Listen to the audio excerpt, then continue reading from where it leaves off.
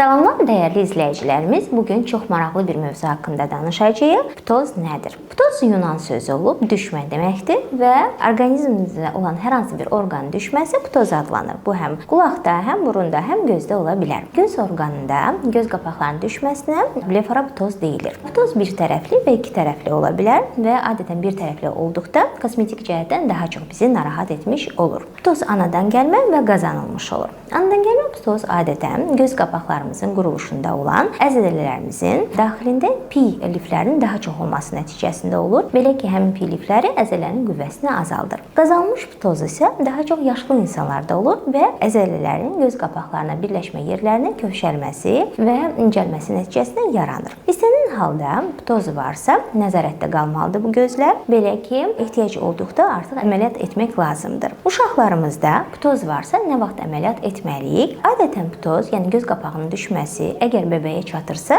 o zaman əməliyyat olunmalıdır. Belə ki, əgər göz qapağı bebəyimizi tutursa, o zaman gözümüzdə tənbəllik yarana bilər və bu hallar biz ancaq 10 yaşına kimi aradan qaldıra bilərik. O baxımdan ptoz əməliyyatları 10 yaşına kimi icra olunmalıdır. Yaşlılarda da ptoz əməliyyatının icrası onun nə qədər göz bəbəyinin tutmasından asılıdır. Artıq bebeyi tutursa mütləq əməliyyat icra olunmalıdır. Bu zaman iki cür əməliyyat aparılır. Ya göz əzələlərinin özü, yəni qapaq əzələlərinin özü möhkəmləndirilir və yaxud da qapaqlar alına asılır. Belə bir əməliyyatlarımız var. Əlbəttə ki, kosmetik cəhətdən göz əzələlərinin, göz qapağı əzələlərinin özünün möhkəmləndirilməsi daha uyğundur. Bu və digər oftalmoloji mövzular sizi maraqlandırırsa, gözünüz bizdə olsun.